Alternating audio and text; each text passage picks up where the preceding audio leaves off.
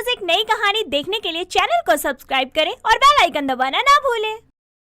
सविता एक छोटे से चौल में रहा करती थी।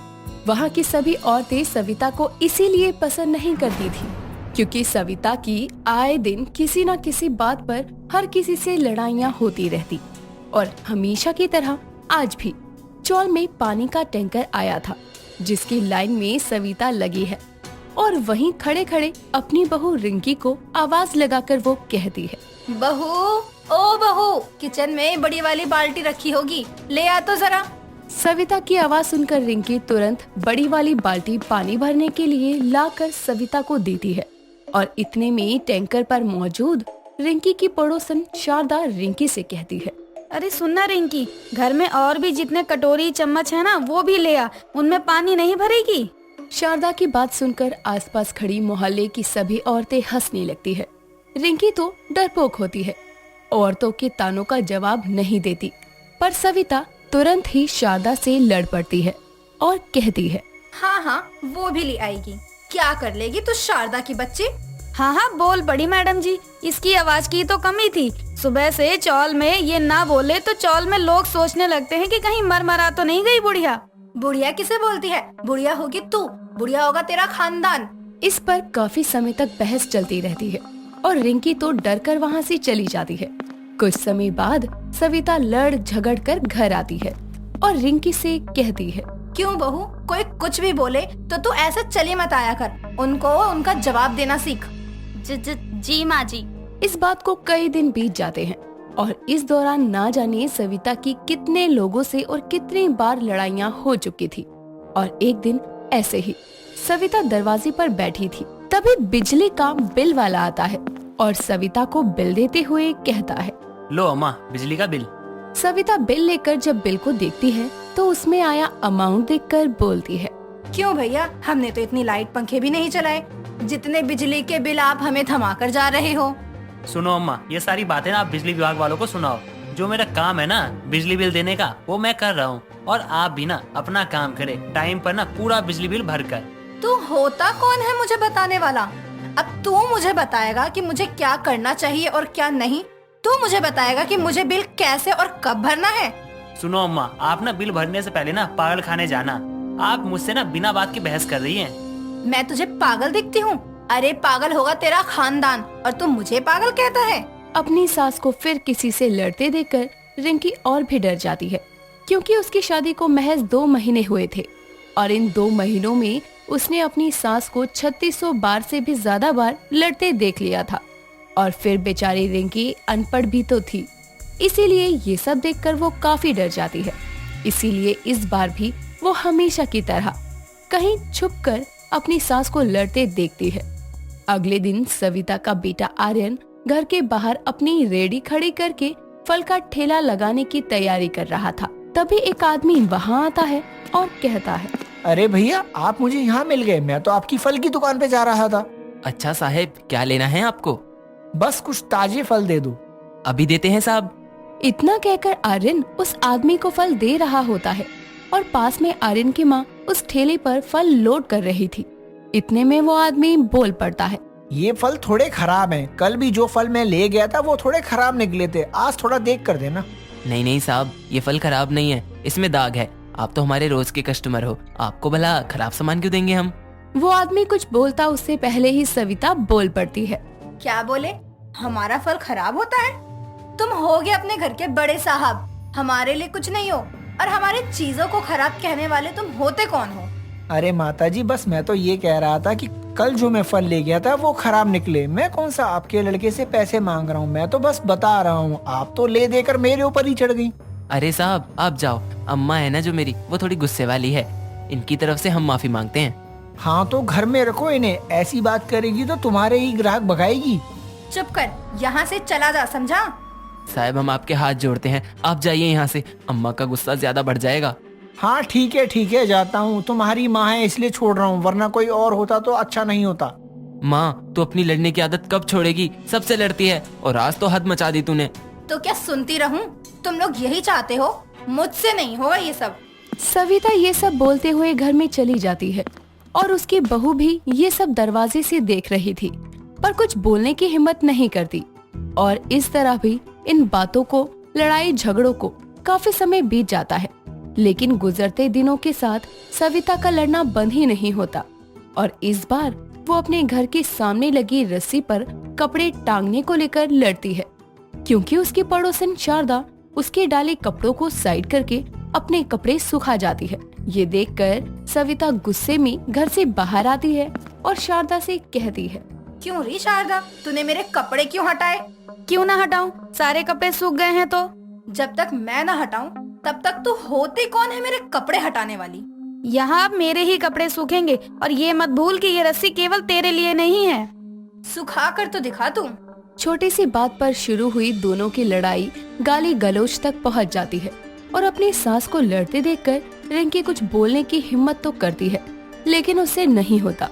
अंत में काफी देर बाद मोहल्ले के लोगों द्वारा लड़ाई को सुलझाया जाता है और सविता अपने घर आती है और अपनी बहू से कहती है, देखा ना तूने, ये औरत कैसे मुझसे लड़ने आई थी, बिना बात कर लड़कर गई है। मैं इसे छोड़ूंगी नहीं, समझी?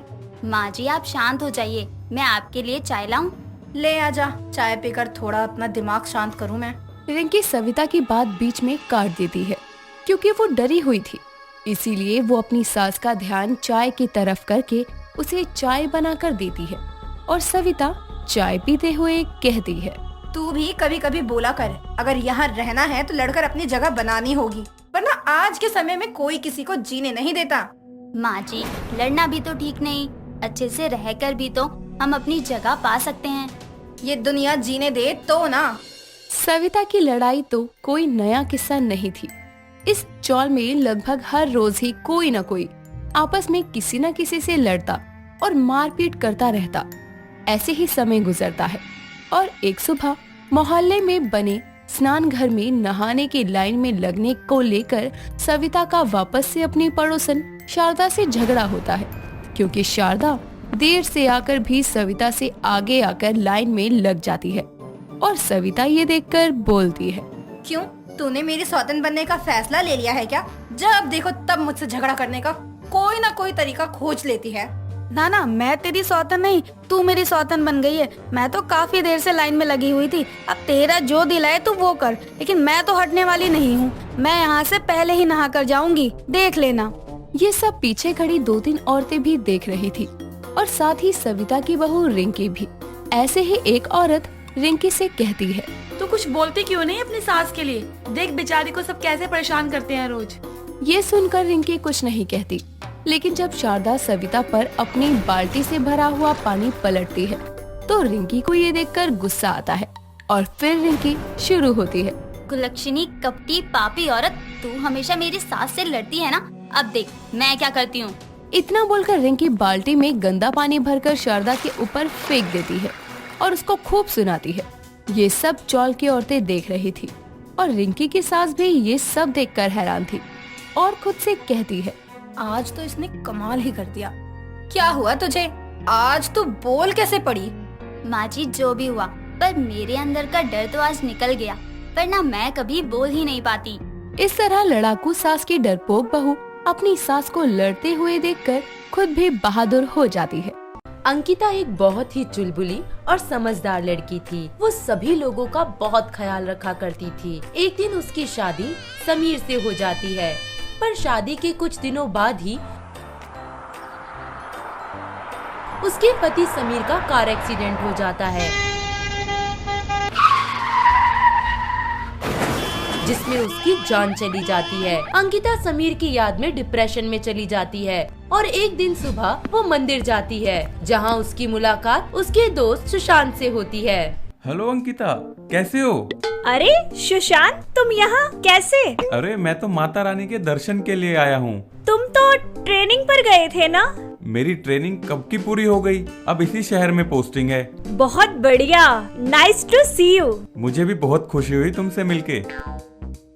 इतने साल बाद अपने दोस्त को देख के उदास अंकिता के चेहरे पे मुस्कुराहट आ जाती है। तभी वहाँ उसकी सास ललिता उसे ऐसे किसी अजनबी से हंस हंस के बात करते देख गुस्से से तिलमिला जाती है और उसे वहीं सबके सामने सुनाने लगती है। हाय हाय राम, कैसा वक्त आ गया है।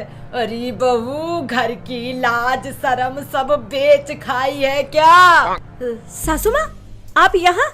ये वो मेरा दोस्त है सुशांत। अच्छा, बहुत याराना लगता है।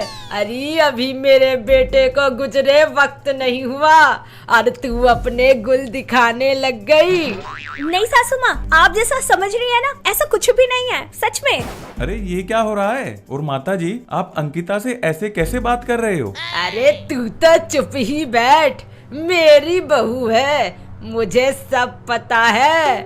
दोबारा मेरी बहू के इर्द गिर्द नजर मत आना, समझे? चल बहू, बहुत हुई तेरी पूजा। ललिता अपनी बहू को लेकर घर वापस आ जाती है और उसे खरी खरी सुनाती है। अपनी सास के ताने सुन सुनकर बेचारी अंकिता रोने लगती है और अपने पुराने दिन याद करने लगती है कि कैसे वो अपनी मर्जी का खाती पीती थी, अपनी मर्जी के रंग बिरंगे कपड़े पहनती थी और कैसे बेबाक बोला करती थी। तभी ख्यालों ही ख्यालों में अंकिता अपने दोस्त सुशांत, जिसे वो मन ही मन प्यार करती थी, उसके बारे में सोचने लगती है। काश कि मैंने तुम्हें पहले ही बोल दिया होता कि हाँ मैं भी तुमसे बहुत प्यार करती हूँ, तो शायद आज मेरी जिंदगी किसी और ही मोड़ पे होती। तभी अचानक उसकी सास बोलती है, अरे ओ नागन, वहाँ चुपचाप खड़ी ही रहेगी कि घर के काम भी निपटाएगी? ये मगरमच्छ के आंसू बाद में बहा लियो। अपनी सास ललिता के ताने सुनकर अंकिता उदास हो जाती है और फिर अपने कामों में व्यस्त हो जाती है।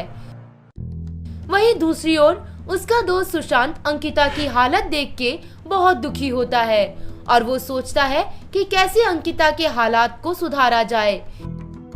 इसी सिलसिले में एक दिन वो अपनी और ललिता की कॉमन फ्रेंड दीपाली से बात करता है।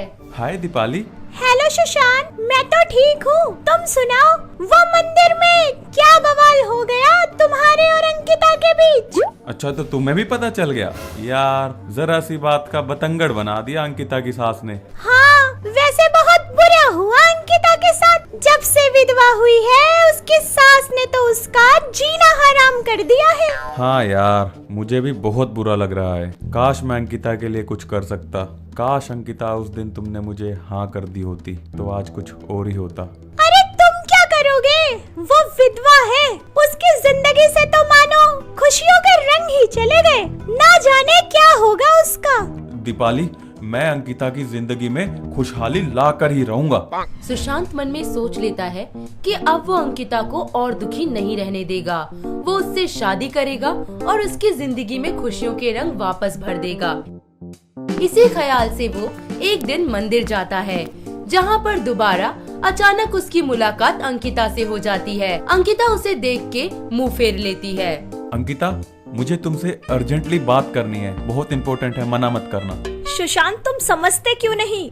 मुझे कोई बात नहीं करनी है तुमसे, तुम प्लीज यहाँ से चले जाओ। किसी ने देख लिया ना तो खामखा कलेश हो जाएगा। अंकिता, मैं तुमसे शादी करना चाहता हूँ और तुम्हें खुश देखना चाहता हूँ। बस, अब एक और शब्द नहीं सुनूंगी मैं। तुम जानते भी हो तुम क्या कह रहे हो, तुम्हें समझ नहीं आता। मैं एक विधवा हूँ, विधवा। तभी अचानक फिर से अंकिता की सास वहाँ पहुँच जाती है। अपनी बहू अंकिता के साथ सुशांत को फिर से देख उसका पारा हाई हो जाता है। कैसे विधवा औरत को छेड़ रहा है? अरे आओ आओ, मारो इसे, मारो। मेरी बात तो सुनो। सुशांत को पिटता देख अंकिता बोल पड़ती है, नहीं नहीं, रुक जाओ, मत मारो सुशांत को, उसने कुछ नहीं किया, बस करो, रुक जाओ। अरे मेरी बात तो सुनो पहले। अरे मार क्यों रहे हो आप सब? मेरी बात तो सुनो। है बड़ा पुराना याराना है। अरे कुलच्छनी, तुझे लाज नहीं आती? बस कीजिए आप, कितना सुनाएंगी? आखिर किसी बात की एक लिमिट होती है। आप तो बोले ही जा रही है। कोई कुछ नहीं बोल रहा, इसका मतलब ये नहीं कि आप कुछ भी बोलेंगी। तभी भीड़ में खड़े लोग बातें करने लगते हैं। अरे ये विधवा विधवा तो परसों बाजार में रंगीन दुपट्टे देख रही थी। इसको तो बिल्कुल भी लाज नहीं है। अरे सुनो सुनो, ये विधवा बड़ी चटोरी है। मैंने तो इसे गोलगप्पे खाते देखा था। जरा सी लाज नहीं है इसमें। अरे देखो तो इस विधवा को, कैसे हंस हंस के बात कर रही है। जरा सी लाज भी नहीं बची। छी। अंकिता अपनी सास ललिता भीड़ में जमा लोगों के ताने और अपनी इस बेरंग जिंदगी से तंग आकर अपने अंदर दबा हुआ सारा दर्द अपने सवालों से बयां करने लगती है। वो सबसे कहती है कि हाँ आती है लाज, पर आज इस लाज के बंधन को तोड़कर मैं आप सबसे पूछना चाहती हूँ कि क्या एक विधवा को खुश रहने का हक नहीं है? क्या उसकी जिंदगी में रंग नहीं हो सकते? क्या वो अपनी पसंद का कुछ खा भी नहीं सकती? क्या वो दोबारा शादी नहीं कर सकती? आखिर ये सारे बंधन एक विधवा के लिए ही क्यों बनाए? आखिर मेरी गलती ही क्या थी? बस कर अंकिता बेटा, मुझे माफ कर दे। समाज क्या कहेगा, इस डर से मैंने तुझे बहुत दुख दिए, तेरी खुशियों को दबा कर रखा। मुझसे बहुत बड़ी भूल हो गई। नहीं माँ जी, आप माफी मत मांगिए। मैं आपसे बिल्कुल भी नाराज नहीं हूँ। अंकिता के साथ साथ अंकिता की सास ललिता सुशांत से भी माफी मांगती है। अंकिता के इस तरह के सवालों को सुनकर मंदिर में जमा लोगों के बीच एक सन्नाटा सा हो जाता है। सबकी अंतरात्मा झंझोड़ जाती है। उसकी सास ललिता को अपनी गलतियों का एहसास होता है और वो बिना किसी देरी अपनी विधवा बहू अंकिता की शादी सुशांत से मंदिर में ही करवा देती है और सब लोग तालियां बजाने लगते हैं। अगर आपको ये वीडियो पसंद आया हो तो इसे लाइक कीजिए, चैनल सब्सक्राइब कीजिए और कमेंट करके बताइए कि भविष्य में आप कौन सी कहानी देखना पसंद करेंगे।